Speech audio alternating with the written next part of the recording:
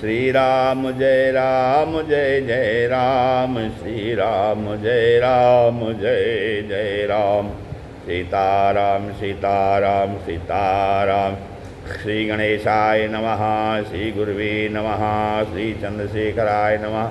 ओम श्री सीतारामचंद्राभ्यां नमः, ओम मामहेश्वराभ्यां नमः, ओम श्री एकादश दक्षिणेश्वर नाम दुर्गाते नमः। ओम श्री सद्गुरु चरण कमलेभ्यो नमः। श्री राम जय जय राम। अखंड मंडलाकारं व्याप्तं येन चराचरं तत्पदं दर्शितं येन तस्मै श्री गुरुवे नमः। वक्रतुंड महाकाय सूर्यकोटि संप्रभा, निर्विघ्नं कुरु मे देव सर्वकार्येषु सर्वदा। भवानी शंकरो वंदे श्रद्धा विश्वास रूपिणो, याभ्यां विना न पश्यन्ति सिद्धा स्वान्तस्तमीश्वरम्। शिवेति द्वयाक्षरं नाम व्याहरिष्यन्ति ये जनाः, तेषां स्वर्गस्य मोक्षस्य भविष्यति न चान्यथा। नमस्ते नीलकंठाय वेदसे परमात्मने, विश्वाय विश्वबीजाय जगदानंद हेतवे। नारायणं नमस्कृत्य नरं चैव नरोत्तमं, देवीं सरस्वतीं व्यासं ततो जयमुदीरयेत्। नमो देव्यै महादेव्यै शिवायै सत्तं नमः। नमः प्रकृत्यै भद्रायै नेता प्रणता स्मृताम्। गाये गणपति जगवंदन, शंकर सुवन भवानी के नंदन। गाइए गणपति जगवंदन, शंकर सुवन भवानी के नंदन। सिद्धि सदन गज बदन विनायक, सिद्धि सदन गज बदन विनायक। कृपा सिंधु सुंदर सबुलायक, कृपा सिंधु सुंदर सबुलायक। मोदक प्रिय मुद मंगल दाता, मोदक प्रिय मुद मंगल दाता। विद्यावारिधि बुद्धि विधाता, विद्यावारिधि बुद्धि विधाता। मांगत तुलसीदास कर जोरे, मांगत तुलसीदास कर जोरे। बसहु राम सिया मानस मोरे, बसहु राम सिया मानस मोरे। मात पिता गुरु गणपति शारद, मात पिता गुरु गणपति शारद। शिवा समेत शंभु मुनि नारद, शिवा समेत शंभु मुनि नारद। महावीर बिनवौ हनुमाना, महावीर बिनवौ हनुमाना। राम जासु जस आपु बखाना, राम जासु जस आपु बखाना। सुख सनकादि भगत मुनि नारद, सुख सनकादि भगत मुनि नारद। जे मुनिवर विज्ञान विशारद, जे मुनिवर विज्ञान विशारद। प्रणवौ सबहि धरनि धरि सीसा, प्रणव सबहि धरनि धरि सीसा। करो कृपा जन जानि मुनीसा, करो कृपा जन जानि मुनीसा। ओम नमः शिवाय, हरि ओम नमः शिवाय, ओम नमः शिवाय, हरि ओम नमः शिवाय। नमः शिवाय, ओम नमः शिवाय, नमः शिवाय, ओम नमः शिवाय। नमः शिवाय, ओम नमः शिवाय, ओम नमः शिवाय, हरि ओम नमः शिवाय। हर हर भोले नमः शिवाय, हर हर भोले नमः शिवाय। नमः शिवाय, ओम नमः शिवाय, नमः शिवाय, ओम नमः शिवाय। ओम नमः शिवाय, हरि ओम नमः शिवाय, ओम नमः शिवाय, हरि ओम नमः शिवाय। नमः शिवाय, ओम नमः शिवाय, हर हर भोले नमः शिवाय। नमः शिवाय, ओम नमः शिवाय, हर हर भोले नमः शिवाय। हर हर भोले नमः शिवाय, ओम नमः शिवाय, हरि ओम नमः शिवाय। हर हर भोले नमः शिवाय। श्री शंकर भगवान की जय, श्री सीताराम जी की जय, श्री एकादश मुखी हनुमान जी महाराज की जय, व्यास जी महाराज की जय, श्री शिव महापुराण की जय, सनातन धर्म की जय, इष्ट देवता की जय, स्थान देवता की जय, कुल देवता की जय, नगर देवता की जय, सब संत भक्तन की जय। जय जय भोलेनाथ, हर हर महादेव। जय जय श्री गिरिजारमण, जय जय भूत किशोर, जय जय श्री गिरिजारमण, जय जय भूत किशोर, जय भक्तन सर्वस्व प्रभु, जय गणपति चित चोर, जय भक्तन सर्वस्व प्रभु, जय गणपति चित चोर। श्री राम जय राम, जय जय राम। सत्संग क्रम में आज शिव महापुराण से शुद्ध संहिता का युद्ध खंड का वृत्तांत चल रहा है। इसमें आज शिव शुक्राचार्य का वृत्तांत का कथन श्रवण किया जा रहा है। व्यास जी पूछने लगे, हे सनत कुमार जी, जब शिव जी ने शुक्राचार्य को निगल लिया था तब वो फिर किस प्रकार बाहर आए थे तथा अंधकासुर को गणपति की पदवी किस प्रकार प्राप्त हुई थी। सनत कुमार जी कहने लगे, जब अंधक ने अनेक दैत्यों को युद्ध में मरते देखा तो शुक्राचार्य से कहा, गुरुदेव आप हमारे इन मरे हुए वीरों को जीवित क्यों नहीं कर रहे हो। अब शुक्राचार्य कहने लगे, हे दैत्य शिरोमणि, मैंने यह विद्या अनेक वर्षों तक धूम्र के कण पी करके शिव कृपा से प्राप्त की है। यह विद्या भाई बंधुओं को सुख देने वाली है। अंधक की प्रार्थना पर शुक्राचार्य ने हुंड, कुंभ, जंभ, पाक और विपाक दैत्यवीरों को अपनी विद्या से जीवित कर ऐसा कर दिया मानो अभी घर से आए हैं। अब जब नंदी इन मरे हुए वीरों को पुनः युद्ध में तत्पर देखा तो शंकर जी से जाकर शुक्राचार्य द्वारा इनको जीवित करने का सारा वृत्तांत कह दिया। शिव आज्ञा से जब नंदी शुक्राचार्य को पकड़ के लाए तभी शिव जी ने उसे निगल लिया। शुक्राचार्य के बिना दैत्य श्रीहीन हो गए, उनकी दशा दयनीय हो गई। शुक्राचार्य से हीन दैत्य मन में भारी दुख पाते हैं, जैसे बिन पंखों के पक्षी आकाश में नहीं उड़ पाते हैं। पति बिन जैसे पतिव्रता नारी जग में अति कष्ट उठाती हैं, मध्याह्न काल में दिन कर की सुंदर लाली मिट जाती है। तो अंधक कहने लगा, है दैत्यो, मैं नंदी सहित सभी को युद्ध में व्याकुल करूँगा, तुम सभी देवताओं में से घमासान युद्ध करो। सभी दैत्य दुंदुभी बजाकर शक्ति, भिंदपाल, परशु, खड्ग तथा बाणों से भयंकर युद्ध करने लगे। युद्ध स्थल में हाथी, घोड़ों की और वीरों के घायल होने की करुणा भरी आवाज़। अरे वो में नहीं, अंदर है अलमारी में, अलमारी में अंदर है। सभी दैत्य दुंदुभी बजाकर शक्ति, भिंदपाल, परशु, खड्ग तथा बाणों से भयंकर युद्ध करने लगे।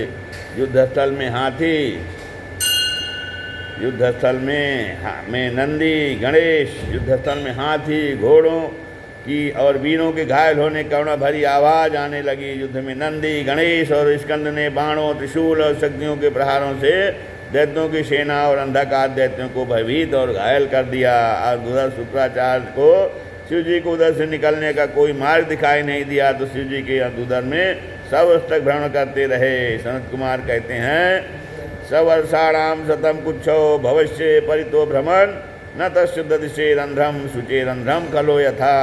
उन शुक्र ने शिव जी के उदर में चारों ओर 100 वर्ष पर्यंत घूमते हुए भी कहीं कोई छिद्र वैसे ही नहीं प्राप्त किया जैसे दुष्ट व्यक्ति पवित्र व्यक्ति में कोई छिद्र नहीं देख पाता।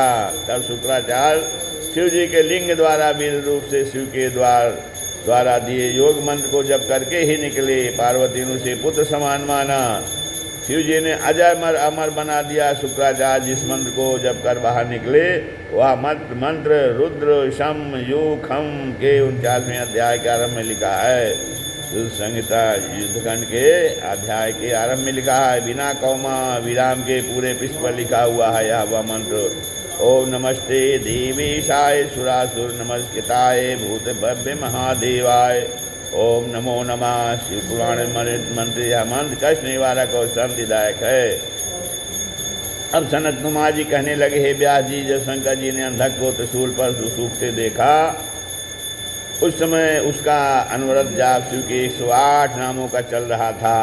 महादेवम विरूपाक्षम चंद्रादकित शेखरम अमृतम शाश्वतम स्थानुम नीलकंठम पिनाकिनम भृगभाक्षम महाज्ञेयम पुरुषम सर्वकामदम कामारिम कामदहनम कामरूपम कपर्दिनम विरूपम गिरिशम भीमम सग्विणम रक्तवाससम योगिनम कालदहनं त्रिभुरघ्नं कपालिनं गूढ़व्रतं गुप्तमन्त्रं गंभीरं भावगोचरम् अणिमादिगुणाधारं त्रैलोकैश्वर्यदायकं वीरं वीरहणं घोरं विरूपं मांसलं पटुं महामांसादमुन्मत्तं भैरवं वै महेश्वरं त्रैलोक्यद्रावणं लुब्धं लुब्धकं यज्ञसूदनं कृत्तिकानां सुतैर्युक्तमुन्मत्तं कृतिवाससं गजकृत्तिपरिधानं क्षुब्धं भुजगभूषणं दत्तालम्बं च वेतालं घोरं शाकिनीपूजिनं पूजितम् अघोरं घोरदैत्यघ्नं घोरं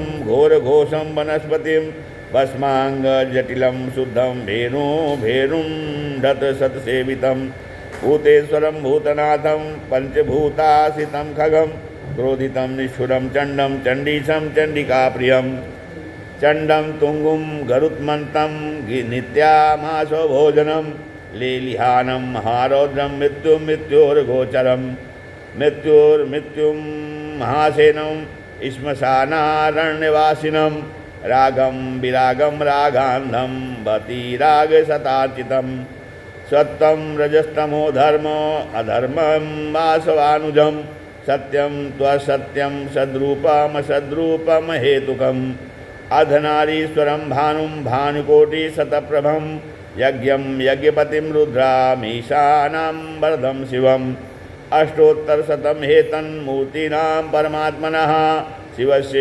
दानवोऽध्यायन् मुक्तस्तस्मान् महाभयात्।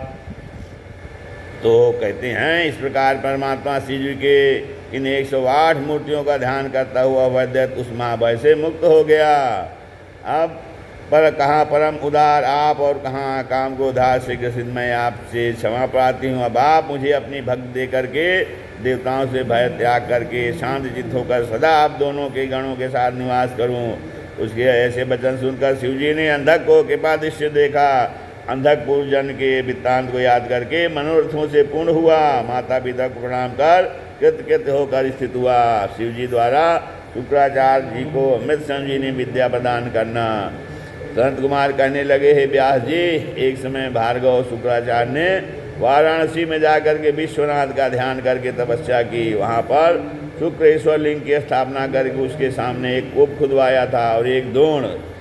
पंचामृत से शिव जी को 1,00,000 बार स्नान कराकर फिर सुगंधित द्रव्यों से स्नान कराया। फिर अगर तगर कस्तूरी और कंकोल पीस कर 700 बार स्नान कराया। फिर सुगंधित द्रव्यों से लेपन किया।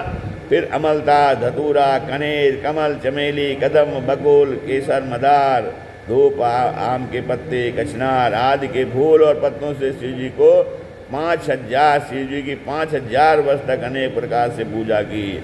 जब शिव जी प्रसन्न नहीं हुए तो मनोरंधियों को शुद्ध करके 700 वर्षों तक कण तथा धूम को पान करने लगे। तदनंतर भगवान तब से प्रसन्न होकर के सैकड़ों सूर्यों के समान प्रकाश करते हुए प्रकट हुए। उसी लिंग में से प्रकट होकर कहने लगे, मैं तुम्हारे तब से प्रसन्न हूँ, वरदान मांग लो। शिव जी के वचनों को सुन करके शुक्र आनंद में भरकर हाथ जोड़कर उनकी विनती करने लगे। पानीय रूप परमेशे जगत पवित्र चित्रम विचित्र सुचरित्र करोषि नूनम विश्वम पवित्रम अमलम किल विश्वनाथ पानीय गाहनत एतदतो नतोस्मि। भार्गव बोले, हे जल रूप, हे परमेश, हे जगत पवित्र, आप निश्चय ही विचित्र उत्तम चित्र करने वाले हैं। हे विश्वनाथ, आपका यह अमल पानी रूप अवगाहन मात्र से विश्व को पवित्र करने वाला है, अतः आपको नमस्कार करता हूँ। अब युद्धखंड के अध्याय 24 से 50 से 54 और 50 से 32 तक के 9 श्लोकों से स्तुत किया। स्तुत से प्रसन्न होकर शिव जी कहने लगे, तुम उस शरीर से मेरे उदर रूपी गुहा में स्थित हो। मेरी इंद्रिय मार्ग से निकल करके पुत्र भाव को प्राप्त हुई, इसलिए मैं तुमको दुर्लभ वरदान देता हूँ जो मैंने ब्रह्मा जी से भी छुपाया था। अब मैं तुमको मृत संजीवनी विद्या जो मैंने तपोबल से निर्माण की है मंत्र रूप से आप तुमको देता हूँ। तुम इसको मन में से जपोगे तो सत्तेश्वरी की कृपा से मृत प्राणियों को जीवित कर सकोगे। तुम सूर्य का अतिक्रमणकार, अग्नि का अतिक्रमणकार, तारे के रूप में प्रकाशमान ग्रह होगे। जो स्त्री पुरुष तुम्हारे सन्मुख यात्रा करेंगे उनके सब कार्य नष्ट होंगे। हे शुक्र, तुम्हारे उदय होने पर ही विवाहादि कार्य व धार्मिक शुभ कार्य संपन्न और सफल होंगे। नंदा तिथियाँ भी तुम्हारे संयोग से शुभ होंगी। तुमने जो सुप्रेश नाम का ज्योतिर्लिंग स्थापित किया है, जो मनुष्य इसका दर्शन पूजन करेंगे उनके सभी मनोरथ पूर्ण होंगे। अब कहते हैं जो मनुष्य एक वर्ष तक रात दिन व्रत में तत्पर रहकर शुद्ध रूप के जल से क्रिया करेंगे और सुप्रेश को पूजेंगे, उनके पुत्र मनुष्यत्व, सौभाग्य संपन्न, विद्या, धन धान्य और सुख समृद्धि के भोगने वाले होंगे। ऐसा दिव्य वरदान देकर शिव जी उसी शिवलिंग में से जैसे प्रकट हुए थे उसी प्रकार उसी में लीन हो गए।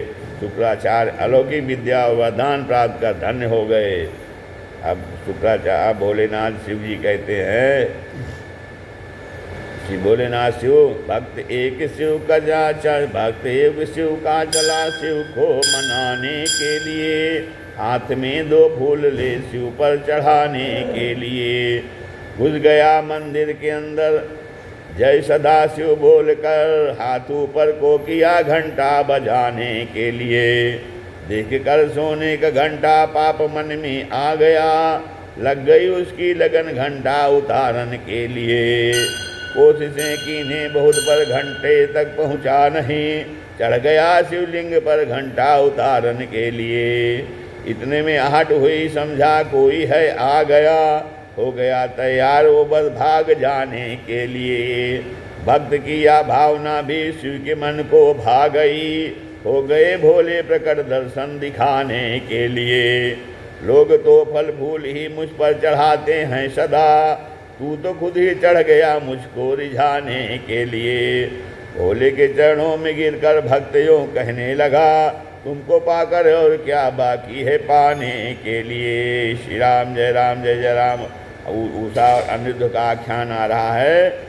सनत कुमार कहने लगे, हे व्यास जी, अब मैं आपको उस कथा को श्रवण कराऊंगा जिसके कारण शिव जी ने बाणासुर को गणपति का पद प्रदान किया था। हे व्यास जी, मरीचि जो ब्रह्मा के पुत्र थे, उनके कश्यप के हिरण्याक्ष और हिरण्यकशिप के सालाद, अनुलाद, राध और प्रहलाद, ये 4 पुत्र हुए थे। प्रहलाद का पुत्र विरोचन, अब विरोचन का बलि हुआ जिसने विष्णु को भूमंडल एवं स्वयं को भी दान में दे दिया था। उसी बलि का पुत्र बाणासुर हुआ जो शिव का परम भक्त था। एक दिन उसने अपने सहस्र भुजाओं से वाद्य बजाकर शिव को प्रसन्न किया था। शिव द्वारा वरदान देने को कहने पर उनसे कहा कि यदि आप मुझ पर प्रसन्न हैं तो अपने परिवार तथा गणों सहित मेरे रक्षक बन करके मेरे समीप ही वास करो। शिव जी वरदान देकर वहीं रहने लगे थे। एक समय शिव जी ने बाणासुर के नगर शोणितपुर में नदी के तट पर देवता और दैत्यों के साथ क्रीड़ा की। गंधर्व और अप्सरा नाचने गाने लगे, भूमि मुनिगण जय जयकार करने लगे। भगवान शिव की क्रीड़ा देखकर भक्तों और प्रजा के मन में आनंद छा गया। कोयलें बोलने लगीं, पुष्पों की मनमोहक सुगंध से सबका मन हर्षित होने लगा। बिहार में उन्मत्त शिव जी ने नंदी से कहा, तुम पार्वती को सुसज्जित कर मेरे पास शीघ्र ले आओ। नंदी ने पार्वती से शिव जी की आज्ञा निवेदन कर दी। कहा कि शिव जी श्रृंगार की हुई आपको देखना चाहते हैं। नंदी के कहने पर माता पार्वती अपना श्रृंगार करने लगी और नंदी से कहा, मैं अभी आती हूँ। समयानंतर से शिव जी ने पुनः नंदी को पार्वती को शीघ्र लाने के निमित्त भेजा। नंदी ने पुनः जाकर पार्वती से कहा कि आपके पति आपको मनोहर वेश में श्रृंगार सजी हुई देखना चाहते हैं तथा अनेक प्रकार से विहार करना चाहते हैं। काम से व्याकुल शिव जी के पास आप शीघ्र पधारिए तथा पार्वती ने विलम्ब किया। आप शिव जी को कामाशक देकर अप्सराओं ने अपने अपने रूप बदले। कुर्मांड की पुत्री चित्रलेखा ने अपने रूप को छुपा लिया और योग में निपुण हुई। बाणासुर की पुत्री ने पार्वती का रूप धारण कर लिया। उषा बाणासुर सुता दिव्योग विशारदा, चकार रूपम पार्वत्या दिव्यमद्भुतम शुभम। उषा द्वारा रूप बनाए जाने पर तथा रमण करने के उसके संकल्प को जानकर सब कुछ जानने वाली पार्वती ने सजा सब देखकर उषा से कहा कि भामनी, तूने मेरा रूप धारण किया है। तू इसी कार्तिक मास में ऋतु धर्म वाली होगी और वैशाख शुक्ला द्वादशी को तेरे साथ देवताओं द्वारा किया हुआ तेरा अनजाना पति अंतःपुर में तेरा भोग करेगा। ऐसा कहकर पार्वती ने उषा को धिक्कारा कि उसने विषय का चिंतन किया। इस संबंध में गीता में एक श्लोक इसी भाव की तरफ संकेत करता है। ध्यायतो विषयान पुंसा संगस्ते सुपजायते संगात संजायते कामा कामात क्रोधो भी जायते। इंद्रियों विषयों का चिंतन करने से मनुष्य की उनमें आसक्ति उत्पन्न हो जाती है और आसक्ति होने से काम उत्पन्न होता है, फिर काम से क्रोध प्रकट होता है। ऐसा उषा और पार्वती की मना स्थित हो गई थी। उषा से कहकर ऐसा कहकर के पार्वती जी ने शंकर के साथ विहार किया वहाँ सभी वहाँ से अंतर्धान हो गए। एक दिन बाणासुर ने शिव जी से निवेदन किया कि प्रभु आपने मुझे इतना बलशाली बनाया था, 1000 भुजाएं दी, मैं इनका क्या करूं? बिना युद्ध में काम आए व्यर्थ में ही इनका वजन धारण किए रहता हूं। जितने भी बलशाली देवता थे वो सभी मेरे यहाँ भिन्न भिन्न सेवाओं में लगे रहते हैं। इसी महान योद्धा में मेरी ये भुजाएं शत्रु के पहाड़ों से अस्त्रों से जर्जरीभूत हों या कट कर गिरे या शत्रुओं को गिरावें, आप मेरे इस मनोरथ को पूर्ण करिए। सनत कुमार कहने लगे,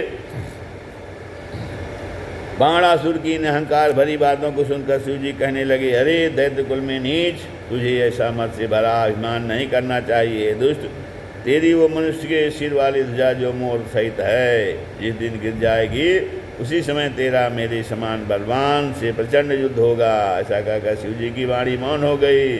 बाणासुर अपने महल को चला गया। एक दिन वैशाख मास की शुक्ला द्वादशी के दिन माता पार्वती के साथ के अनुसार उषा स्त्री भाव सूरत को प्राप्त हो गुप्त अंतःपुर में सो रही थी। उसी समय दिव्य माया से प्रेरित तथा अनाथ की तरह रोती हुई उषा को पार्वती द्वारा भेजे हुए श्री कृष्ण के पौत्र ने भोगा और पार्वती की सखियों के दिव्य हो योग के द्वारा द्वारिका में पहुंच गया। अंतः प्रातः काल होने पर उषा ने रात का सारा समाचार मंत्री कुभांड की पुत्री अपनी अंतरंग सहेली चित्रलेखा को बता दिया और सहेली से कहने लगी, सखी पार्वती द्वारा भेजा हुआ मेरे मन को हरण करने वाला मेरा गुप्त पति कहाँ है, किस कुल में जन्मा है, तू किसी भी प्रकार मुझे उससे मिला दे। प्रिय सखी चित्रलेखा से उषा ने वचन सुनाया है, आज सखी रात में पास मेरे एक पुरुष अनोखा आया है।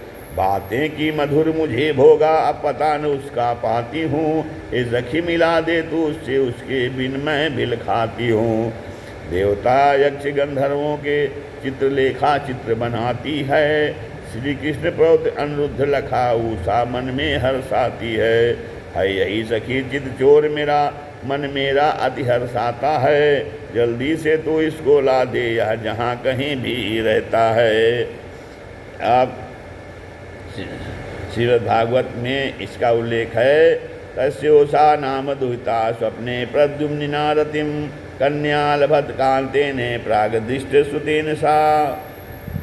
उसकी बाणासुर की पुत्री उषा ने श्री कृष्ण के पौत्र प्रद्युम्न के पुत्र अनिरुद्ध के साथ जो न कभी कानों सुने थे न देखे थे, स्वप्न में रात में रथ सुख का अनुभव किया। जब चित्रलेखा ने अनिरुद्ध का चित्र बनाया तब उषा नीची नजर कर कहने लगी, अरे सखी यही मेरा चित्त चोर है। उषा कहने लगी, हे सखी तू किसी भी प्रकार मेरे पास ला करके मुझे प्रसन्न कर दे। चित्रलेखा आकाश मार्ग से द्वारका में पहुंच करके वहाँ से अंधकार पट वाले तामस योग में आच्छादन करके अनिरुद्ध को सैया सहित शोणितपुर में उषा के पास लाकर दे दिया।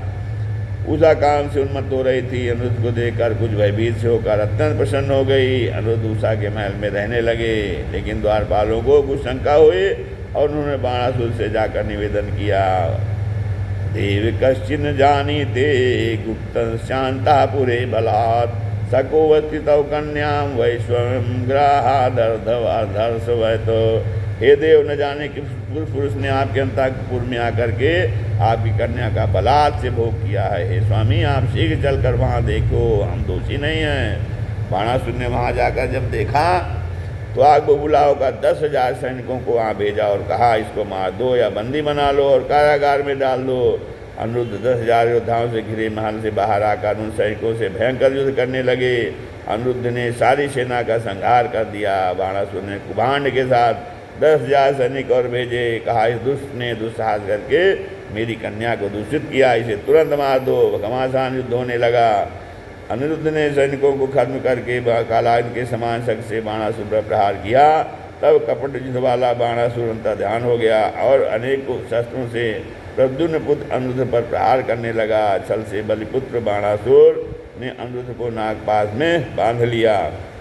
छद्मना नागपाशे तम बबंध सा महाबलः बलिपुत्रो महावीरा शिव भक्ता सुरासुरा। बाणासुर सारथी से कहने लगा, इस दुराचारी ने मेरा कुल दूषित किया, इसका सिर काट दो, शरीर काट कर राक्षसों को दे दो, रुधिर और चील और कौवों को मांस खाने दो। बाणासुर ऐसा कह ही रहा था कि उसका मंत्री कुभांड बोला, महाराज या कोई यथरथी वीर है, इसका परिचय लेने दो। कुभांड कहने लगा, हे दुराचारी नीच, तू कौन है, तुझे यहाँ कौन लाया है? यदि तू अब भी महाराज से हाथ जोड़ कह देगा कि मैं हार गया और उनका बंधन का क्षमा याचना करे तो तू छुटकारा पा सकता है, नहीं तो तेरी बड़ी दुर्गति होगी। अनिरुद्ध कुभांड के वचन सुनकर कहने लगा, है निशाचर, है कुभांड, तू शत्रु धर्म को नहीं जानता। क्षत्रिय की मनस्थिति ऐसी होती है कि वह क्षत्रिय शरणे श्रेयो मैडम सम्मुखे सदा न वीर मानिनो भूमो दीने सेव गीतांजलि। वीरमानी क्षत्रिय का संग्राम में सन्मुख हो युद्ध करके मर जाना श्रेष्ठ है, ना कि हाथ जोड़कर भूमि संसार में रहना श्रेष्ठ है। सुनो, ब्राह्मण न सोए सेवा करे तीन वर्णन की, क्षत्रिय न सोए हाथ जोड़े खड़े हो जंग में, विधवा न सोए जो भूषण सजाए अंग सोए, न किसान कहूँ आलसी के संग में, दान बिन धनी साहूकार हूँ न सोए ऐसे, काग नहीं सोए जैसे हंसन के संग में, जल बिनु घन नहीं सोए आकाश माही, मानुष न सोए बिन नहाए नाग नाम गंग में। अनिरुद्ध के ऐसे विनहीक वचनों को सुनकर मंत्री कुभांड और बाणासुर कहने का कुछ कहने को थे तभी आकाश मारी हुई है, बाणासुर, भगवान शिव तुमसे प्रसन्न है, इसका मतलब तुम अपने को संसार का सबसे श्रेष्ठ योद्धा मत समझो। भगवान शिव सभी के कर्मों के साक्षी हैं, सारा चाराचार उन्हीं के अधीन है और तुमको बल का अभिमान हो गया है। रामचरितमानस में कहा गया है, श्रीमद बक्र न कीन के प्रभुदा बधिर न काय, मृगलोचन के नैन सर को असलाग न जाए। बाणासुर भगवान शिव गर्वापहारी हैं, गर्वापहारी भगवान नाना लीला विशारदहा, नाशयिष्यन्ति ते गर्वम इदानीं भक्तवत्सलः। अभिमान का नाश करने वाले, भक्तों के पालक, अनेक लीला करने वाले चतुर हैं, वो अभी तुम्हारा अभिमान नष्ट कर देंगे। आकाशवाणी सुनकर अनिरुद्ध को बाणासुर ने नहीं मारा, उसे बंद कर दिया। अपने रनवास में जाकर मदिरापान कर प्रसन्न हुआ। उस समय अनिरुद्ध नागपाश से बंधे हुए और अपने पिया के बिना दुखी हुए। तब अनिरुद्ध ने दुर्गा देवी का स्मरण किया। शिव भक्ते महादेवी स्थित्यंत कारिणी, तम बिना रक्षको नान्यस्तस्माद् रक्ष शिवे इमाम। अनिरुद्ध की स्थिति सुनकर काली जी ने अपने कृपा कटाक्ष से उसे नागपाश से मुक्त कर दिया। उसी दिन ज्येष्ठ की चतुर्थी का दिन था। अनिरुद्ध अपने प्रिया के साथ विहार करने लगे। उधर द्वारिका में अनिरुद्ध को न रहने से शोक छा गया। नारद जी द्वारा समाचार पाकर के श्री कृष्ण, 12 क्षौणी सेना, प्रद्युम्न, युधान, सांब, सारण, नंद, उपनंद और बलभद्र आदि सभी वीरों को साथ लेकर बाणासुर के नगर को चारों तरफ से घेर लिया। बाणासुर भी अपनी सेना लेकर के युद्ध क्षेत्र में आ गया। शिव जी का श्री कृष्ण से प्रद्युम्न, गुहा, कुष्मांड और कूपकर्ण का परस्पर द्वंद्व युद्ध होने लगा। बाणपुत्र के साथ सांब का, बाण के साथ सात्विक का, गरुड़ के साथ नंदी का भयंकर युद्ध होने लगा। यम, अग्नि और वरुण का विमुख, त्रिपाद, ज्वर और घूस से युद्ध होने लगा। श्री कृष्ण ने सारंग धनुष से तीव्र तरबाण छोड़कर शिवगणों तथा दैत्यों को पीड़ित किया। फिर शिव जी के ऊपर प्रहार किया, लेकिन महादेव जी ने उनके सभी अस्त्रों को विफल कर दिया। ब्रह्मास्त्र को ब्रह्मास्त्र, वायव्यास्त्र को पार्वतास्त्र और नारायणास्त्र को अपने अस्त्रों से शांत कर दिया। विष्णु ने जल छोड़ा, शिव ने भी जल छोड़ा। विष्णु ज्वर भयभीत होकर शिव की स्तुति करने लगा। शिव जी ने उसे अभय कर दिया। दैत्यों के आघात से बलराम, प्रद्युम्न आदि सभी भी राहत हो गए। सेना भी नष्ट होने लगी। नंदी ने सींगों से गरुण को आहत कर दिया। तब श्री कृष्ण ने शिव जी के पास जाकर विनती की, हे प्रभु, आप जगत के पालनहार हो, आपने इसे बाणासुर को शाप दिया था, तेरी भुजाओं को काट कर तेरे घमंड को चूर करने वाला आएगा। मैं आपकी माया के अनुसार इसकी भुजाओं काटने आया हूँ। शंकर जी श्री कृष्ण की विनती सुनकर अपने साप का ध्यान करके श्री कृष्ण ने कहा, आप मुझे जिम्भणास से मोहित करके बाणासुर की भुजाओं को छेदन करिए। श्री कृष्ण ने श्री जी को जिम्भणास्त्र से मोहित करके बाणासुर की भुजाओं काटना आरंभ किया। अपनी भुजाओं को छिन्न भिन्न देखकर बाणासुर भयंकर युद्ध करने लगा। सभी यादव वीरों को परास्त करके श्री कृष्ण को भी पृथ्वी में गिरा दिया। श्री कृष्ण ने तुरंत ही उठकर उसकी गर्दन काटने को चक्र चलाया, परंतु शिव जी के निर्देशानुसार यह कृष्ण मैं इसे अभय का वरदान दे चुका था, आप इसकी 4 भुजाओं और सिर को छोड़ दो। मैंने इसे साथ देकर इसका अभिमान दूर किया था, अब इसका मत दूर हो चुका है, इसे मारो मत। तब श्री कृष्ण ने शिवाज्ञा पालन की। तदंतर शिव जी ने दोनों की मित्रता कराकर श्री कृष्ण ने कहा, अब आप अपनी पौत्र वधू व पौत्र के साथ द्वारिका को लौट जाओ। तब श्री कृष्ण ने बारंबार शिव को प्रणाम किया और सुखकर द्वारिका में आ गए। द्वारका में अनिरुद्ध उषा की सुंदर जोड़ी को देखकर सभी हर्ष से भरकर मंगल गान करने लगे। माताएं निछावर करने लगीं, याजकों को दान मान से संतुष्ट करने लगीं। श्री कृष्ण ने बाणासुर द्वारा दिए गए अनेक रत्न समुदाय और दहेज को सबको दिखाया और उषा उसकी सहेली चित्रलेखा के साथ अनिरुद्ध का सभी ने स्वागत किया और द्वारका में आनंद छा गया। अब शिव द्वारा बाणासुर को गाणपत्य प्रदान। अब सनत कुमार कहने लगे, हे व्यास जी, शोणितपुर में एक दिन नंदीश्वर ने जाकर बाणासुर से कहा, तुम दुख मत करो, शिव जी भक्तों को ऊपर दया करने वाले हैं, आप शिव जी का आनंद उत्सव करो। बाणासुर शिव जी के पास गया और प्रणाम कर अनेक प्रकार का नृत्य करके पृथ्वी को रक्त से सींच करके उत्सव मनाने लगा। इससे भक्त वत्सल शिव जी प्रसन्न हो गए और बाणासुर से वरदान मांगने को कहा। बाणासुर कहने लगे, मुझे हे प्रभु बाहुओं के युद्ध की क्षमा, गणपत का भाव, सोनितपुर में उषा के पुत्र का राज, विष्णु से निर्भयता, मेरी आप में अगाध भक्त शिव भक्तों से प्रेम और प्राणी मात्र में दया का भाव बना रहे। देवदेव महादेव शरणागत वत्सल त्वाम नमामि महेशान दीन बंधो दयानिधे। बाणासुर कहने लगा, हे देव महादेव, हे शरणागत, हे भक्त वत्सल, हे महेश्वर, हे दीन बंधो, हे दयानिधे, मैं आपको नमस्कार करता हूँ। इसी तरह बाणासुर ने शिव जी की स्तुति की और शिव को प्रसन्न किया। बाणासुर की दीनता और भक्तिभाव की विनती सुन करके महादेव जी ने कहा, तूने जो भी वर मांगे हैं वो सभी तुमको प्राप्त होंगे और मैं तुमको अपना प्रिय गाणपत्य पद प्रदान करता हूँ। बाणासुर से ऐसे कहकर शिव जी अंतर ध्यान हो गए। जब बाणासुर का अहंकार मिट गया तब वह शिव जी से दूध पानी की तरह एकाकार हो गया, गणों का पद बन गया।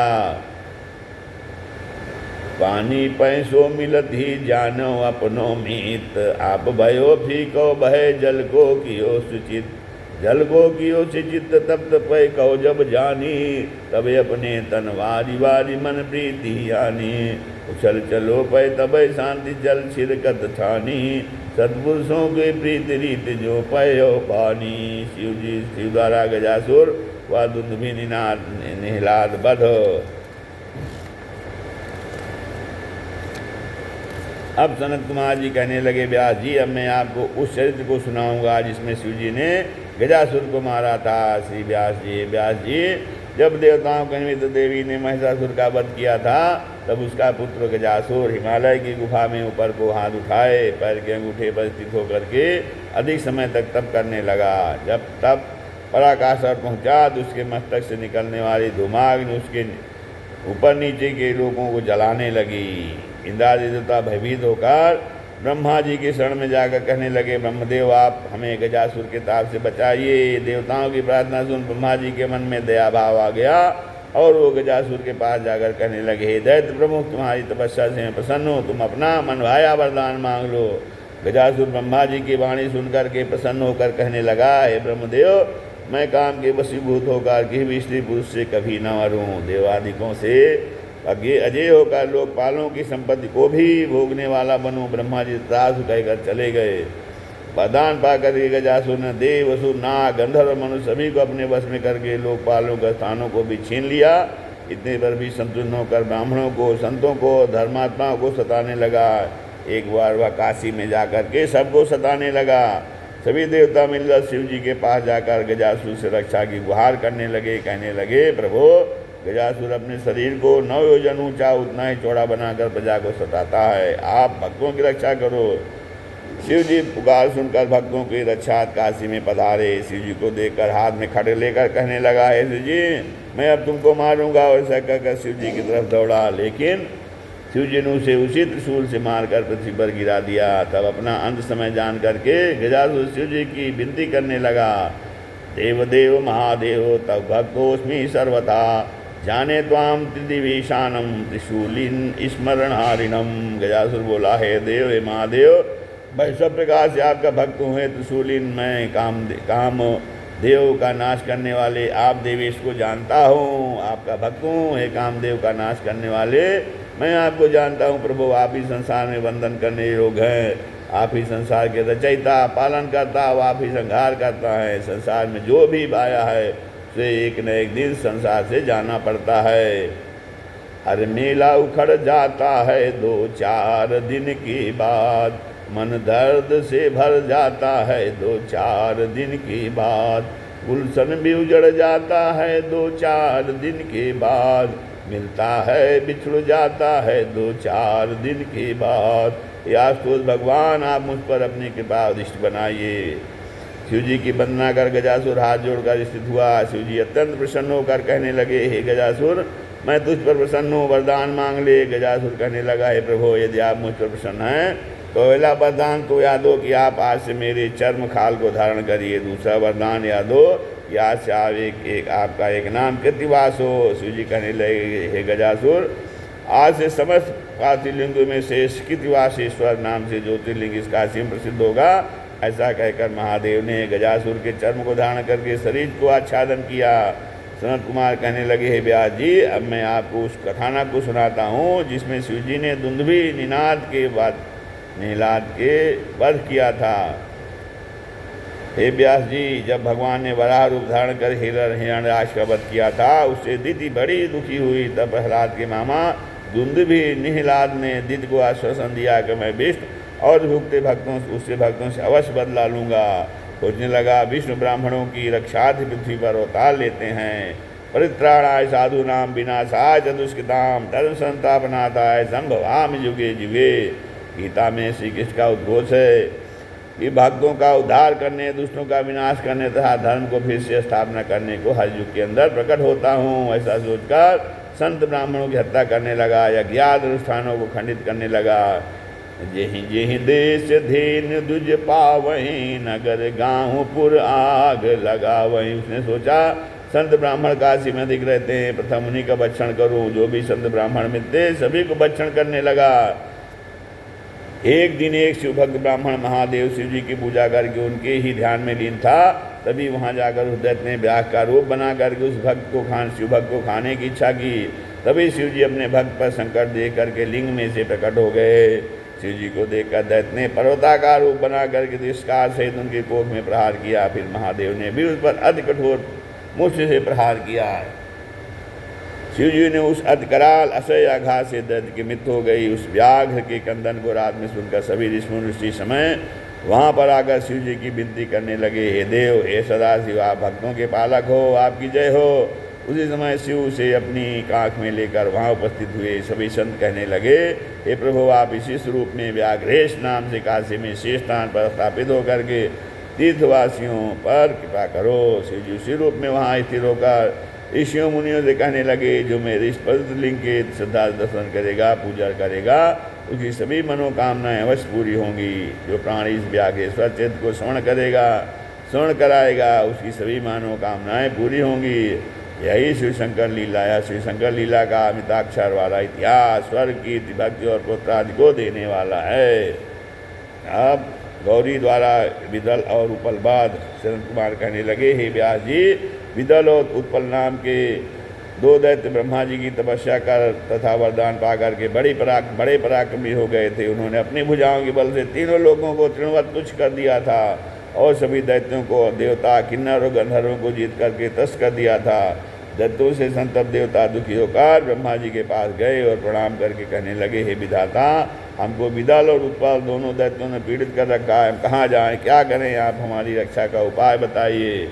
ब्रह्मा जी कहने लगे, हे देवताओं, आप सभी पार्वती से शिव जी की आराधना करिए, क्योंकि इन दोनों दैत्यों का वध माता पार्वती के हाथों से ही होगा। ऐसा सुनकर सभी ने माता पार्वती और शिवा का स्मरण किया और अपने अपने स्थानों को चले गए। एक दिन शिव जी की प्रेरणा से नारद जी ने उन दोनों दैत्यों से पार्वती के रूप, लावण्य और सौंदर्य की चर्चा की। शिव माया से मोहित दोनों दैत्य पार्वती को प्राप्त करने के निमित्त चिंतित रहने लगे। एक समय सखियों के साथ पार्वती गेंद कीड़ा करने लगे। उसमें उनके अंग प्रत्यंग बड़े आकर्षक और अलौकिक लगने लगे। उसी समय आकाश मार्ग से विचरते उन दोनों दैत्यों को माँ पार्वती ने कटाक्ष देखा। दोनों दैत्य सांबरी माया से नीचे उतर करके गण संबंधी माया को धारण कर शिवगणों के रूप में पार्वती के समीप आए। उस समय दुष्टों के नाशक शिव जी ने उनको पहचान कर बड़ा क्रोध किया। सर्वस्वरूप शंकर जी ने, जो महाकल्याणकारी परमेश्वर हैं, पार्वती को इशारे से बता दिया कि दोनों गण नहीं है, दैत्य हैं। भगवान शिव के संकेत को समझकर माता पार्वती सभी चरित्र समझ गईं और उसी गेंद से उन दोनों दैत्यों के ऊपर वार किया। महादेवी की गेंद से पीड़ित दैत्य पृथ्वी पर उसी प्रकार गिर गए जैसे ताड़ वृक्ष के पके हुए फाल नीचे गिर जाते हैं। कुत्सित कर में पृथ्वी उन दैत्यों को मारकर वह गेंद पार्थिव लिंग के रूप में वहीं स्थिर हो गई। उसी समय वह ज्योतिर्लिंग कंदुकेश्वर नाम से काशी में प्रसिद्ध हो गया और जीठेश्वर के सभी दुष्टों का निवारण करने वाला पार्थिव लिंग पूजनीय हुआ। उस समय वहाँ पर शिव जी की उपस्थित जानकर ब्रह्मा विष्णु आदि सभी देव, ऋषि तथा काशी नगरी के ब्राह्मण शिव जी की स्तुति करने लगे। शिव जी की वंदना का तथा अभय का वरदान प्राप्त कर सभी अपने अपने स्थानों को प्रस्थान कर गए। काशी में कंदुकेश्वर नाम का पार्थिव लिंग दुष्टों का संहारक, भोग मोक्षदायक तथा मनोकामनाओं को पूर्ण करने वाला है। जो इस चरित्र को श्रवण करता है, पढ़ता है तथा सुनता है, उस व्यक्ति सभी संकट नष्ट होकर सुखमय जीवन व्यतीत होता है। वह प्राणी इस लोक में शुभ होकर अंत में मुक्ति को प्राप्त हो जाता है। श्री राम जय जय राम, श्री राम जय जय राम। कदा विसर्जन होते हैं सुनो वीर हनुमान, राम लखन सीता सहित हृदय करो विश्राम। सियावर रामचंद्र की जय। एकादश की हनुमान जी महाराज की जय। उमापति महादेव की जय। श्री राम जय जय।